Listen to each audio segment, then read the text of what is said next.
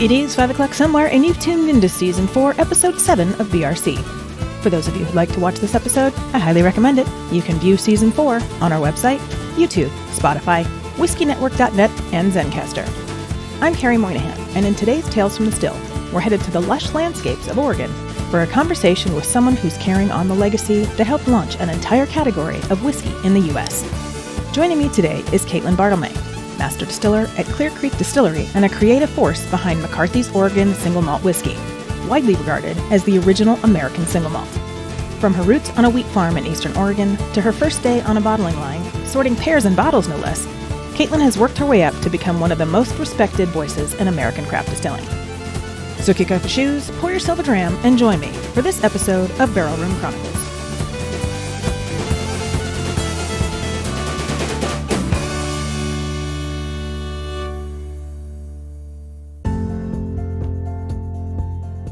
Unleashed Coffee is a farm-to-cup adventure like no other. Step into a world where exceptional flavors, tantalizing aromas, and rich mouthfeel take you on a journey from your kitchen to the picturesque coffee plantations at origin. At Unleashed Coffee, we believe in fostering connections between coffee lovers and the hardworking farmers behind each bean. Join the journey through our coffee subscription program and gain access to our exclusive online community, connecting you to fellow enthusiasts and the producers of your morning brew. To help you extract every nuance of flavor from our beans, take part in our on-demand coffee brewing courses right in the comfort of your own home. If you are seeking B2B coffee solutions that go beyond just beans, our comprehensive wholesale packages cater to the diverse needs of mobile carts, farm stands, restaurants, cafes, retail shelves, and more. Look no further than Unleashed Coffee to quench your thirst for quality coffee. Use coupon code COFFEEBRC at the checkout to receive 10% off your first purchase at unleashedcoffee.com. Well, hello, good evening, good afternoon, whatever time it is you are catching the show today. Today on the show, I have Caitlin Bartlemay, who is coming from us live, sort of, from Oregon.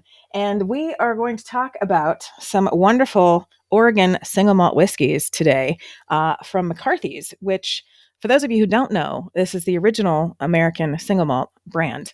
And they've been doing American single malts for about as long as I've been legally allowed to drink. So it's been a while. Anyway, welcome to the show, Caitlin. How are you? I'm doing well. Thank you, Kerry, for having me on here to talk about McCarthy's and what we're doing up here in Hood River, Oregon. All right. So I usually start out the show asking about your particular whiskey journey. So if you would love to take us through when you were a wee little lass, did you ever think that one day you would be sitting on the phone with me in a barrel room with a bunch of bottles of whiskey and barrels behind you, which are much more real than mine, to talk about your career in whiskey? Yeah, I don't think really at any point in time, even as recently as a couple years ago, did I think that I would have the honor of being on camera with you. Certainly, but let alone in a barrel room here representing McCarthy's and Clear Creek Distillery as the master distiller. So it's been, when you kind of lay it all out line by line, point by point on how I've gotten here, it seems very direct. At least that's what I'm told. It seemed like a direct translation. I was always headed and destined to be here, but it certainly didn't feel like that at any point in the journey. I grew up on a wheat farm in Eastern Oregon. I was my dad's right-hand man, as it were. And I started at a very young age because when you're 7 years old, you can crawl into really tight spaces and you have nimbly little fingers that can find things and turn tiny little screws on equipment. And I was driving tractor and combine by, 12, 13. And, I was doing a lot of stuff before I was allowed to drive, which is ridiculous. Every once in a while, I would zoom out. As happens on farms. Oh, yeah, right. It's farm kid stuff. I was the only combine driver.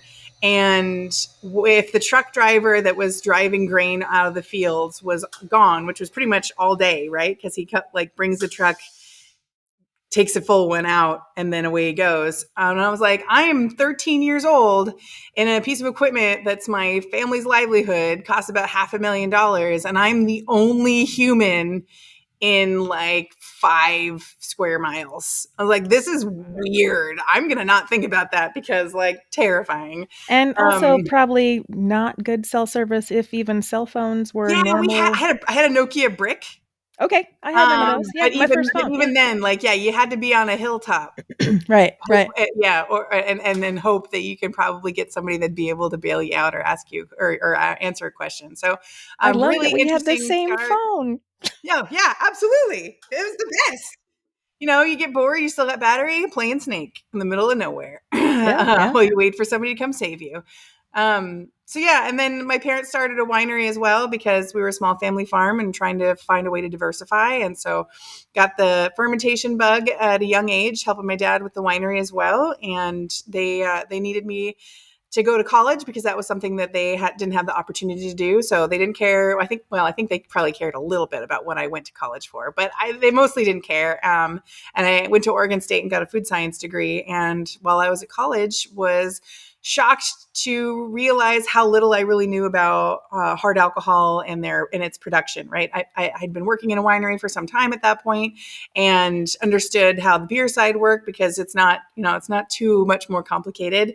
And then was just completely knocked back at like, oh, wait a second. Like there's so many more details. There's so much more that goes on to spirits. It's not as simple as it seems on the surface.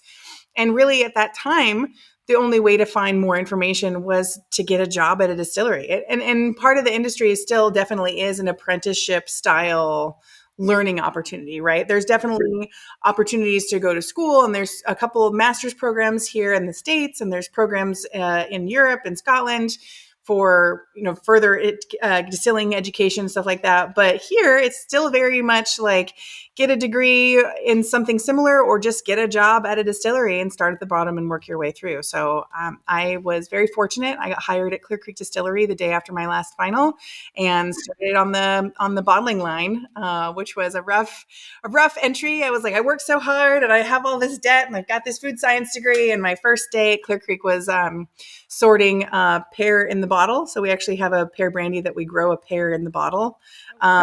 And it takes a while for the pears to sink, and we try not to sell them until they've sunk. So my first day ever employed as a distillery person was sorting sinkers from floaters. It was a little demoralizing. I'm assuming the mouth of the bottle must be a little wider than most. I mean, No. So the pears actually grow in the bottle. So when the pears are teeny tiny in the spring, we stick them in the bottle. And the bottles hang upside down in the orchard all summer long. And then the pear grows. Wow. And then clean them, fill them full of pear brandy. That's fun. Yeah. And then as with my time here at Clear Creek, I was hired by Steve McCarthy, who was the original founder. He founded the distillery in 1985. And I got to work for him for 4 years before he was ready to retire and sold the company to Hood River Distillers. And went from logistics coordinator and distiller and packaging and all those things to then head distiller and then master distiller just about a year ago. Well, congratulations. It's been nearly 15 years and one heck of a journey to make it here on camera with you. Yeah. So now that we've talked a little bit about your journey, let's talk a little bit about McCarthy's journey, because it does fascinate me that you guys are the longest running, oldest, as far as we all know by documented paperwork, single malt distillery in America. So tell me a little bit about, like, if what was the decision to start using single malt in making these expressions? Sure. Well, Steve McCarthy founded Clear Creek Distillery in 1985, as I said before, in Portland, Oregon. And the idea behind the distillery was using the all of this beautiful produce, all this beautiful fruit that we have here in the Pacific Northwest, and turning them into fruit brandies that would then rival their European counterparts. So the Bartlett pear is the same as the Williams pear. It's a whole story. If you're bored, it's a fun rabbit hole to fall down. And that was the whole idea. He had fallen in love with all of these European brandies. Why can't I make them here at home with the fruit that grows all around us?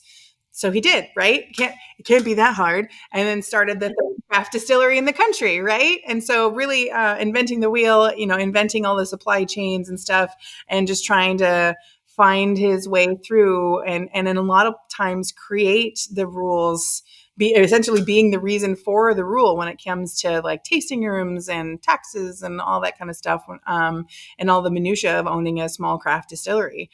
And then he was on a trip to Ireland some years later. The distillery, being well established, has a few distillers, and him and his wife were avid adventurers. They were going to go on a hiking adventure in Ireland. And unfortunately for them, it was way too stormy to be able to go and meander through all of the grass-covered hills. And they were staying with friends, and those friends happened to be avid single malt collectors. And so, well, if we're not going to be outside, well, I guess we might as well be inside and help ourselves to all of these beautiful whiskeys.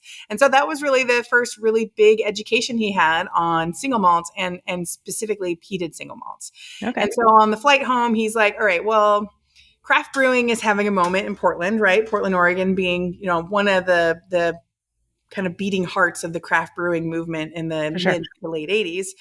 And by this time, we're in the early 90s. And so he's like, well, we know that there's barley that grows in Oregon. We know that there's actually peat bogs in Oregon. And now that we've got craft brewers, there's probably some craft malt houses. So why can't we put all those things together and make an Oregon peated single malt?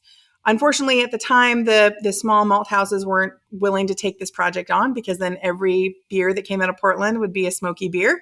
Right. And so the only option to really see his initial vision through was to import that peat malted barley from Scotland, which is what we still do to this day. So absolutely determined to see his idea through, mostly because he wanted to make his own, right? It wasn't like he had this profound moment where he was in the middle of a liquor store and looking at all the shelves and was like, how come we aren't a part of this, global single malt community? How come there's only a couple Scotch single malts on and like why don't we have access to that? It wasn't anywhere near as planned.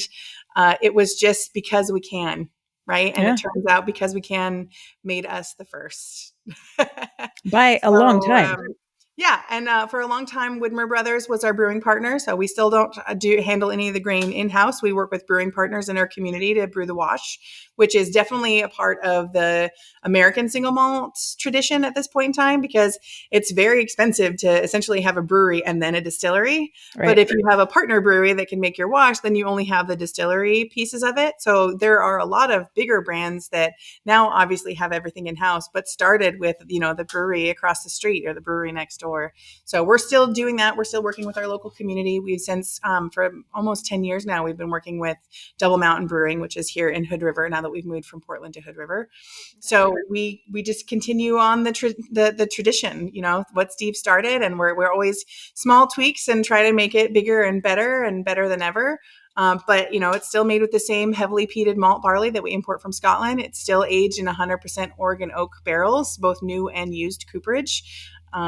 There was during the early years, there was some experimentation with the barrel size, but we've settled in between 223 liters and 200 liters, depending on what we can get at the time. So we're really excited about having made it, 31 years since the first distillation of it. And with the ratification of American single malt, there's just so much opportunity ahead of us as a category and then also as a brand.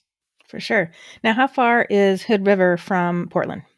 It's about an hour east down I-84. So it's a beautiful drive through the scenic Columbia River Gorge, but hop, skip, and a jump. Very cool. And then how far from Hood River is where your home farm is or was? Interestingly enough, it is about an hour and a half west. Okay. So not very far. I was essentially smack dab in the middle between where my family farm was and Portland. Yeah. Very cool. And so you said I think that we said this off camera. So 1994 was the first? So January 20th, 1994 was the first ever drops of American single malt went into an oak aging vessel. That is very cool. And I just actually posted that barrel entry because Steve's barrel book was all just kind of like loose graphing paper. And nice. I think it's even in pencil, which is like kind of horrifying from like the perspective of my trying to make sure that doesn't degrade any more than it has. Right. But yeah, I just posted it up on the Instagram channel today, the photo of that piece of graph paper with his handwriting in the original entry. So that's really cool. Yeah. I love that kind of stuff. Especially when it's like hundreds of years old and you find like this document that's like don't touch it or it'll crumble.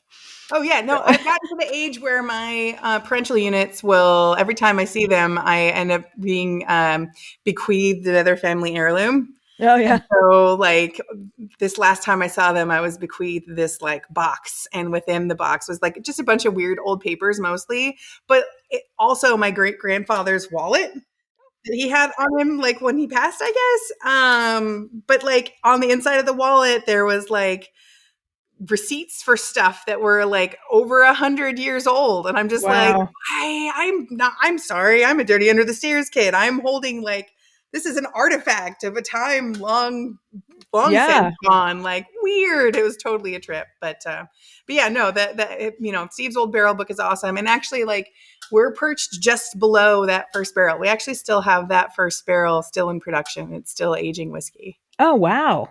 So Okay, so let's talk about your whiskey making process there. So after you get it from your partners over at the brew house, sure. Yep. what's the first thing you do, and how long do you usually I mean, how many well, it sounds like you recycle the barrels forever. So like tell me all that process. Sure. So we're importing that peat malted barley from Scotland, and then Double Mountain Brewing is brewing the wash for us. They brew enough to fill a tanker, and we're very fortunate that there is a food safe tanker service right here in town. So the barley has to travel an awful long ways, but the wash makes, I think, a 3-mile journey up the hill Nice. from the brewery to the distillery. So pretty quick. And then we start distilling it. It takes us a couple weeks to distill it all through our stills. And when we talk about not only the brewing, but also the distilling process, we pretty much immediately start breaking the rules, right? So we're using a partner brewery. And then instead of a double pot distillation, we're doing a single distillation in a hybrid brandy still. So it's Okay. a pot still with a short column on top of it. It's only 5 windows with a deflator on top. So you can kind of control how much the work those windows are going to do for you. So instead of once, but we're still getting our bulk proof between 148 and 155 proof, 152 proof. Okay. So we're still able to get that whiskey proof, but only in a single pass. The neat thing about that, and we're also making eau de vie style cuts on that spirit as well. So we're not taking fatty cuts, leaving some of the, especially going deep into the tails, right, for a lot of those phenolics. But by making the choices that we're making with a single distillation, but also those tight cuts, we're excluding some of the what some people would describe as harsh phenolics, those really tough peaty characteristics, smoke characteristics.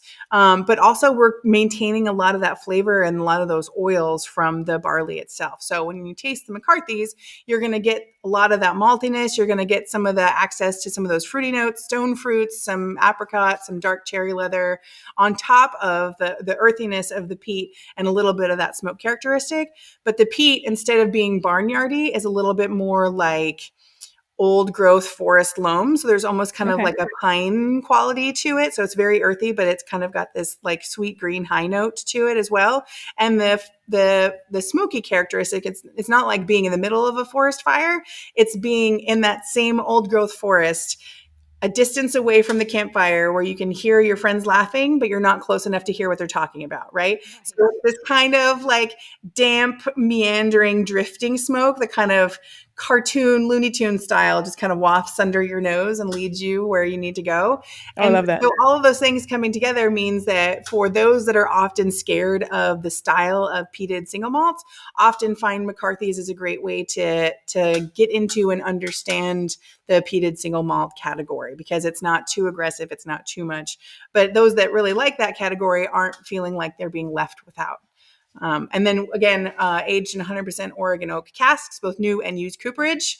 It's really important to have some neutral barrels in a program, just as it is to have new oak. All of them are medium toast, so none of it's charge, and we listen to the whiskey. So when the barrel or the whiskey say that that's time for that container to be done, that container is done. But few people understand, and certainly the community is changing as we spend more time as distillers educating consumers.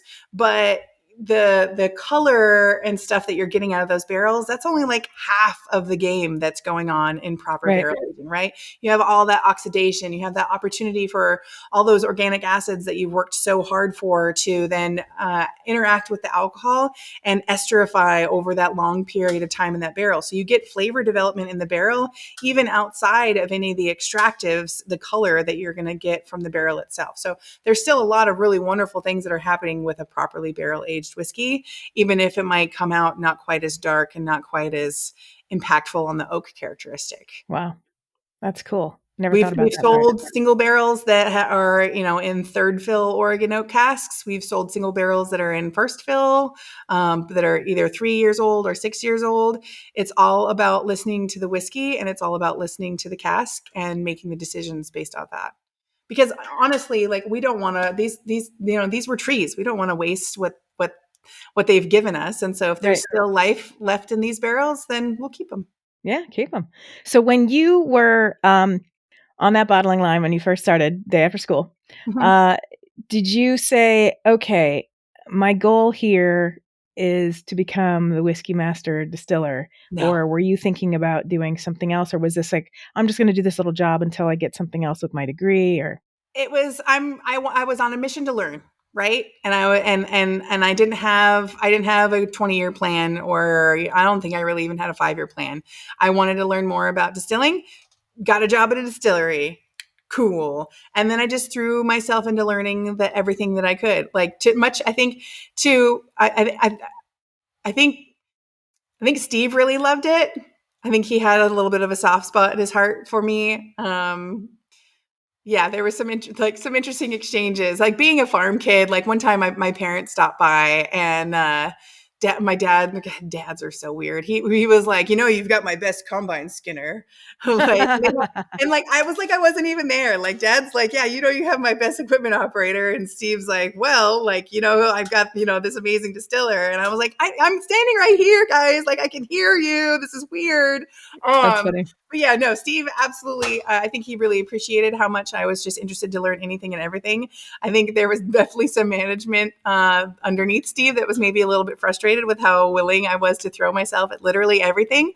I think within 6 or 8 months, I'd taken over all of the pulling all the orders and doing all the logistics for the domestic shipping and fulfilling orders. So wow. My first title change was logistics coordinator. So it was like spending time on the bottling line, spending time on the stills, learning how to make all the stuff, but also like Thursday afternoons and all day Friday, like pulling orders, calling distributors, like organizing things, printing the labels and all the paperwork to get everything ready to go. So I've done all the packaging stuff. I've done all the office logistics stuff. I was the barrel room coordinator, and I still spend time with our distillers, Garrett Trotter, Ramos, and Everett Rubin, working on blends and teaching them what I know as they, grow in their journey as well. So yeah, I've always just been in the thick of it. And I don't know if I ever at any point had a plan. I was just like, well, I'm still learning and I don't hate this. So we're just going to keep at it. All right. So out of all the different things you've done at the distillery, what is your favorite part? I think as I have grown in my career, my favorite part at this point in time is the consumer education and the ability to leave the distillery, not because I hate being at the distillery, but it is a pleasure to be able to travel and speak to people like you and, work with our distributor partners and do bartender education events where I have the opportunity to not only talk about the brand and the brand history, but like get a little bit nerdy with all of the things that we're doing here and really honestly answer questions just about the industry in general. The opportunity to share what I know and to spend time with people out in the industry has been a lot of fun in the last couple of years. Okay. And on that note, I think it's time you give me a little education on these beautiful bottles that we're about to taste. So you said we're going to try the white label first, right? Yeah, the white label, that's going to be the flagship. That's what started it all.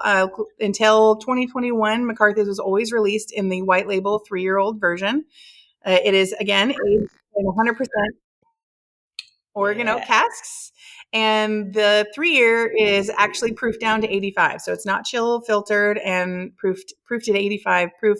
The other ones are going to be a little bit higher, a little bit warmer. Okay. Are you going to taste with me? Oh, So I you have can. bottles back. Absolutely. Yeah. Do you have a glass? Or are you just gonna? No, that wasn't a Ah. spin. No, I have a glass down here. I was just Okay. at a camera shot. Great. I hilariously have you propped up on 2 boxes of minis on top of a barrel in front of me. Oh, So nice. I know I've managed to make this look like it's a professional barrel room studio, but I 100% I mean, threw this yours together is about 7 minutes before we started. a real barrel room, where mine is a photograph of a barrel room. So, now all the ones that you've sent me are all peated.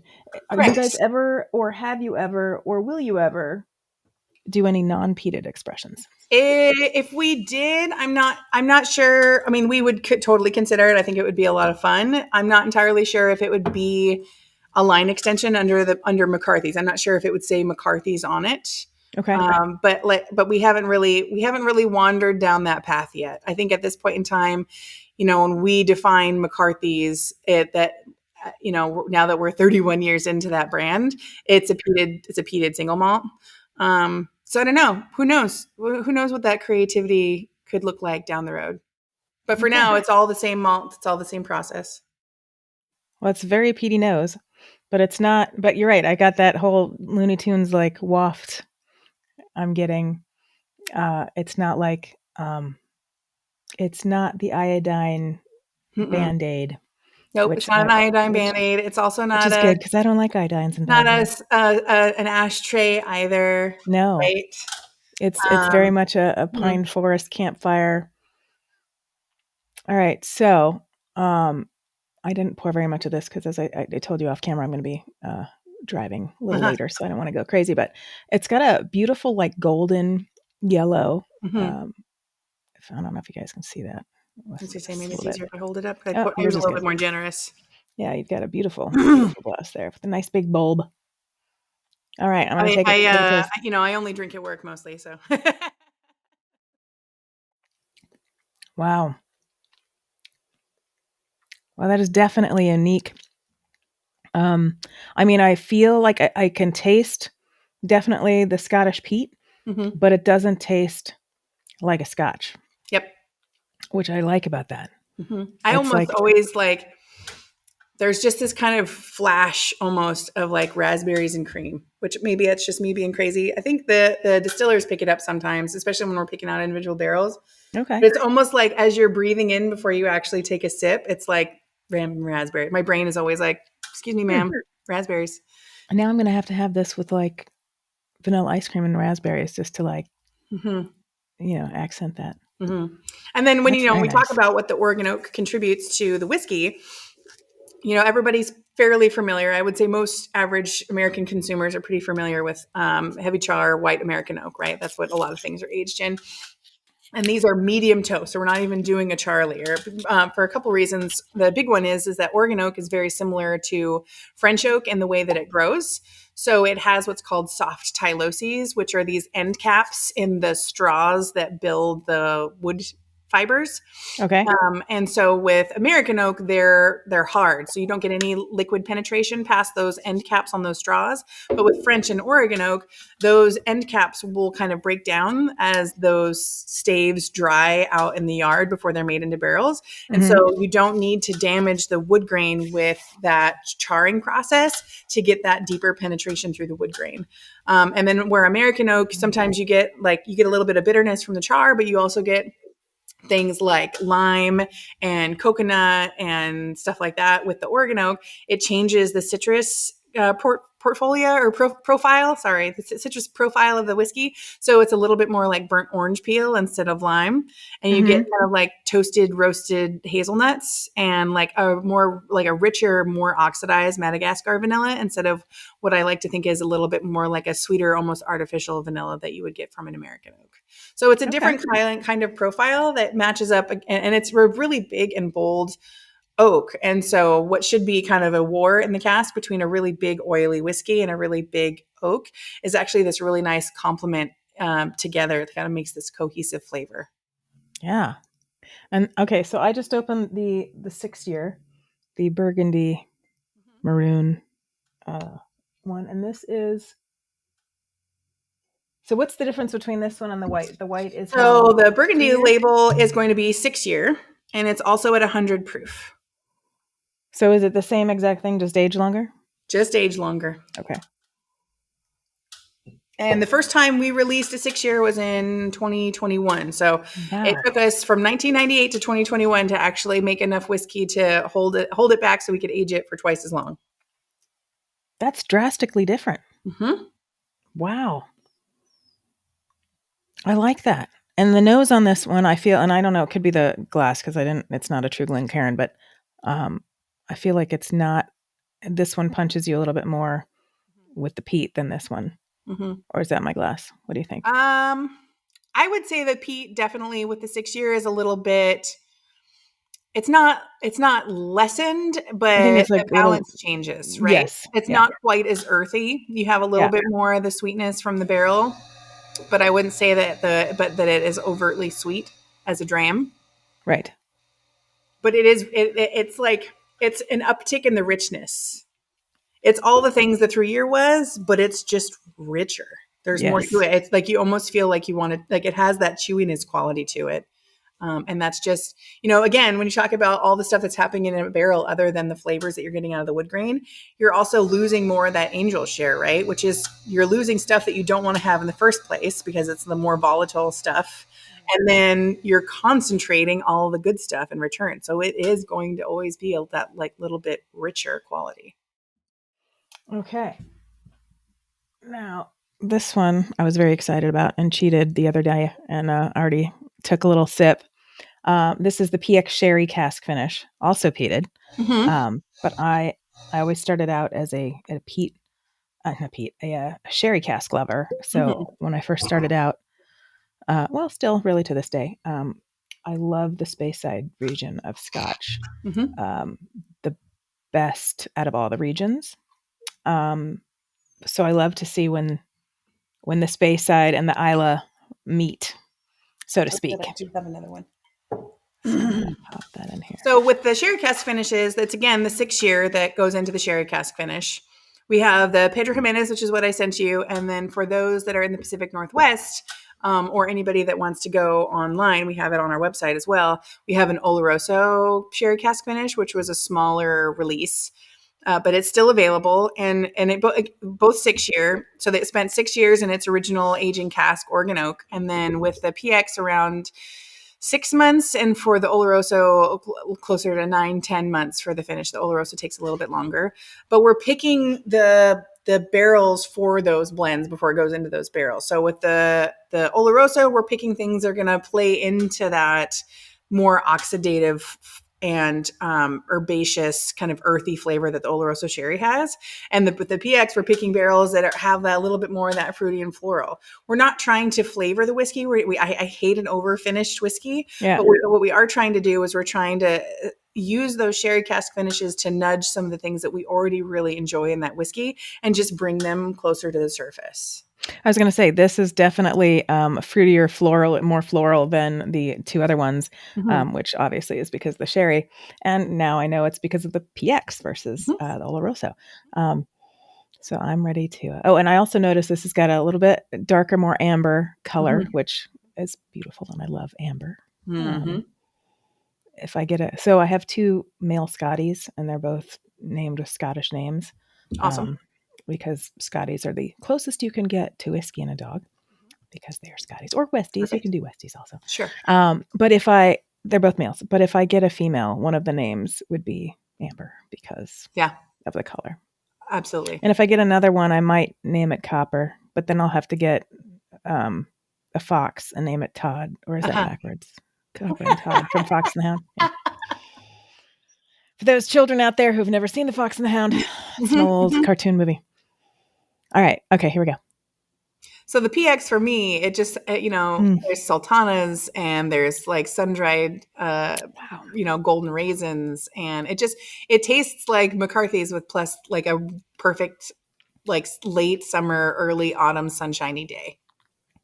Okay. Now that I tasted these back to back and I went back to this one, totally changed the flavor of this one. Obviously, because I've now tainted my palate. Mm-hmm. But this is This is my favorite. Yeah, no, the PX is great. We have a tradition started by my predecessor, Joseph O'Sullivan, who's now the master distiller at Minden Mill down in Nevada. Okay. And every solstice, we have a cigar and a dram of whatever you want that's in the building. And we have a cigar and a drink. And we finish work a little bit early that day out in the parking lot. And there is a construction company that is in the business next door. And that's usually around the time that they're coming in from a job. And we are kind of jerks about it. And so we roll out, like, we have these, I mean, they're beaten up, but they're like beaten up old rolly office chairs. And we'll bring like a 5-gallon bucket out to prop our feet up or something like that. So we're just like, and there's 3 of us, right? So it's not like the huge crowd of people, but there's the 3 of us with like snifter in one hand, cigar in the other, with, rolly chair with our feet propped up at like 2:30 in the afternoon in June or in December. And we're just like, yeah, hey, how'd your day go? And they're like, you guys are awful. You're terrible neighbors. How come we never get invited? That's funny. That reminds me. I work the Spirit Awards every year. Not our Spirit Awards, but the Hollywood Spirit Awards, the Independent Spirit Awards, which used to be the day before the Oscars every year, but this year it was the day before the SAG Awards. But it's always in a giant tent on the beach in Santa Monica, and I only get to usually work like the rehearsal day and the day of. But then everybody else who's like there all week setting up the tents. At 5 o'clock, when sunset is happening, they all go out with their bottles of wine or their champagne or their whatever, and they just sit on the beach and they have their. And I'm like, I need to come work in the mobile office just for that, because fun stuff. Yeah. I'm like, I'm missing out. I got to come. We always have like a meeting right after it's sunset for like the day before, and I'm like, why aren't we invited like an hour sooner? So, yeah. Okay. Well, these are the PX has been the dram of choice since we've been making the PX. So, and how long have how long I think have it's you been been out making for a it? couple years now, 2-3 years maybe. Okay. Wow, this one's 112.2 proof. Yep, cask 56 by 13 0.13 by volume, and this particular bottle is number 1663. And was bottled on September 8th, 2022. Wow. 1922. The year of our Lord and Savior, 1925. Wow. 25 years in, and I'm still going back to 19. Yeah. I mean, yeah. I've been there. Well, Gen X, baby. Gen X. At the facility where you at right now, do you guys only do McCarthy's, or do you do other products? Yeah, so the team and I are actually in charge of like 20 some odd liquids and distillates. So the way to make it all make sense in your head is Hood River Distillers. We're going to use a solar system. So Hood River Distillers is the sun, and I did Saturn for Clear Creek because this is my story, and Saturn's the dopest planet. So Clear Creek and Saturn, and all the Clear Creek brandies and liqueurs are going to be the actual planet, with McCarthy's being the ring, right? So McCarthy's is an original Clear Creek Distillery brand, but when you're talking about what events are Clear Creek going to go to, what bar, liquor store is Clear Creek going to go to, it's not going to be always the same one that McCarthy's might go to. And right. So while their stories are really important to each other, McCarthy's is getting increasingly treated a little bit more like it's an independent brand, right? Okay. So that's why it's the ring. It's still very important, but like kind of still a little bit separate.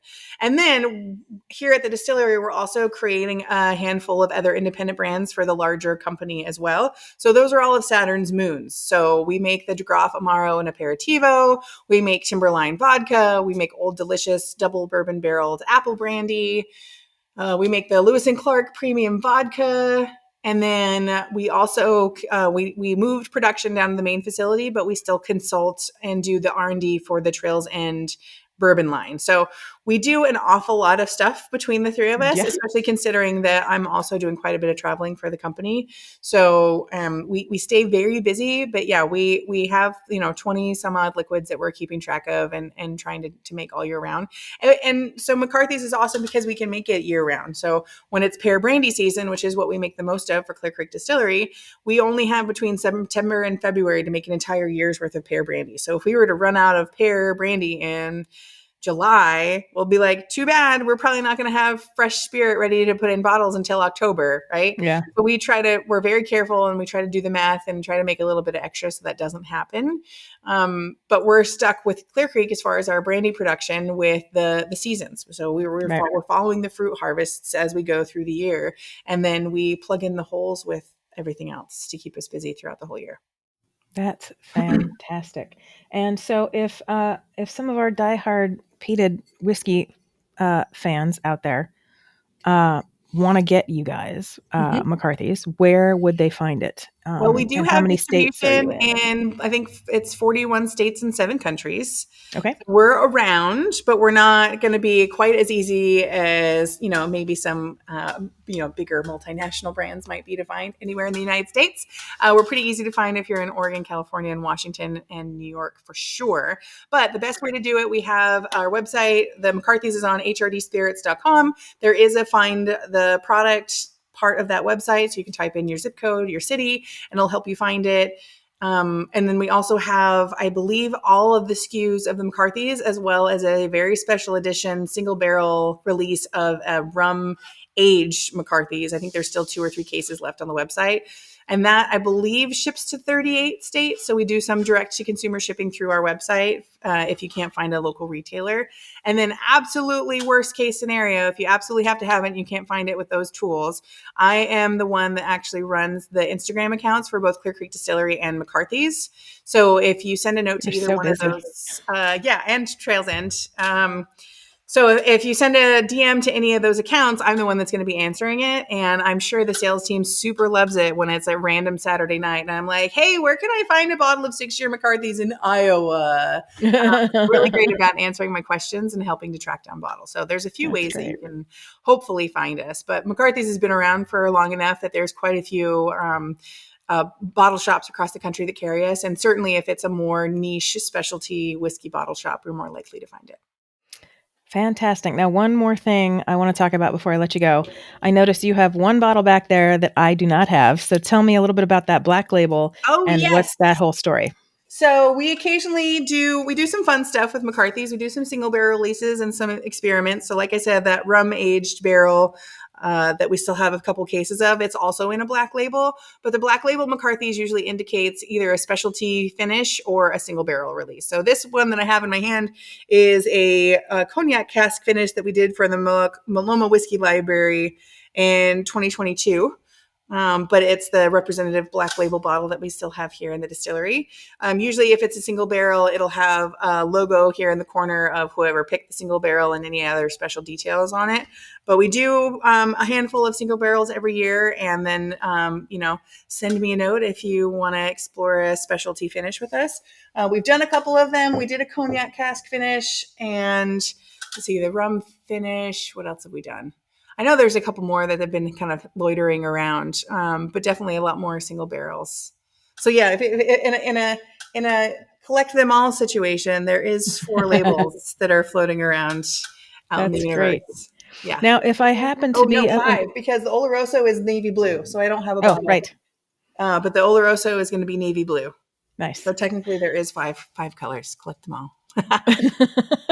Now, if I were up in Oregon and I wanted to come take a tour, do you guys offer tours or is it a closed shop? We don't actually do public tours for the distillery. While the barrel room looks super awesome and nice, this was set up to be a working distillery, so we don't have a big, super awesome, flashy consumer front for the distillery tours. And like I said, there's only the 3 of us, and with me gone all the time, it's really only 2.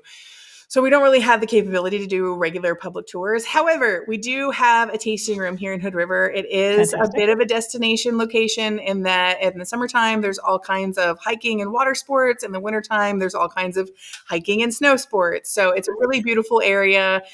There's lots of hotels. We're kind of a resort town without actually having, there's no big resort. There's a bunch of little cutie hotels all through the area.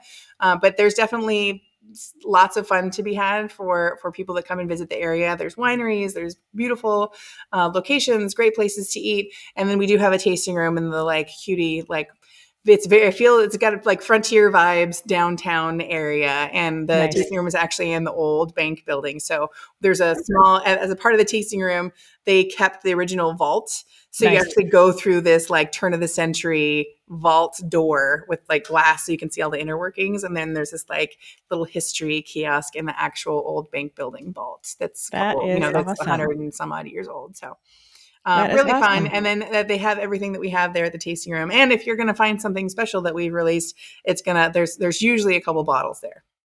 And does that have all of your stuff, including all the brandies and everything else, or just your? So it has all of the Clear Creek, Trails End, McGrath, McCarthy's, but it also has all the other products for Hood River Distillers.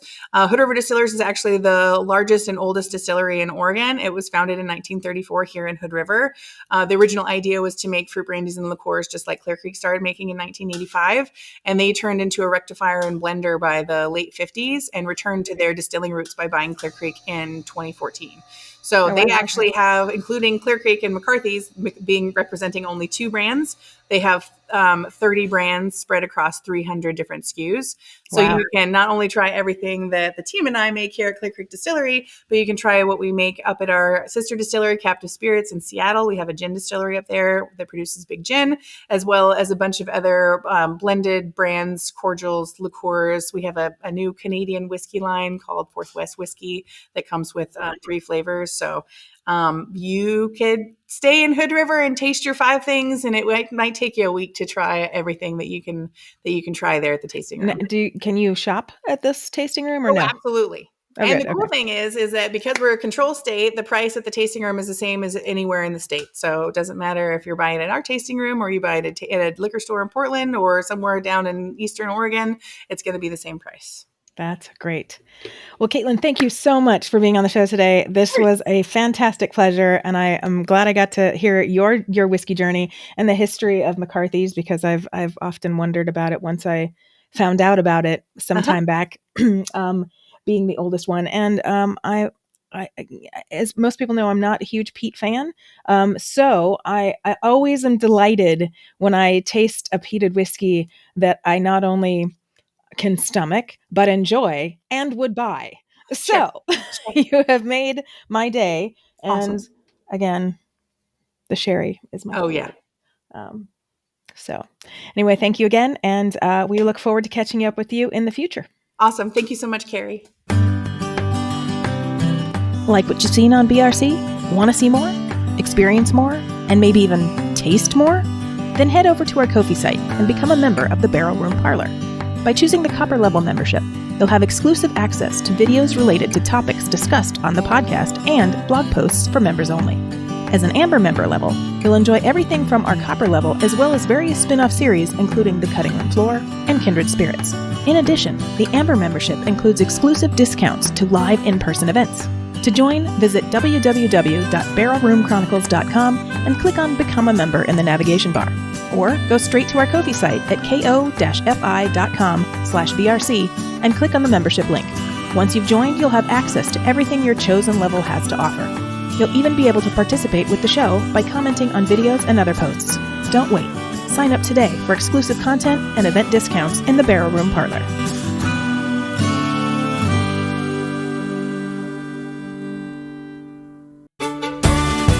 That does it for today's show. To read notes on this episode or learn more about our guests, please visit barrelroomchronicles.com. Want to interact with the show or have questions for our guests? Then ask them on our socials or send us an email. Or better yet, leave us a voicemail on our website. If you like what you heard, please rate and subscribe to the podcast. If you really liked it and you want to show your support, buy us a whiskey through our Ko-fi site at ko-fi.com/BRC or become an exclusive member of the Barrel Room Parlor. If you work in the whiskey or spirits industry or just have a deep passion for whiskey and want to share your spirits journey, register to be a guest through our website. Last but not least, please enjoy your spirits responsibly. Thanks for joining me. Until next time, Salanjaba.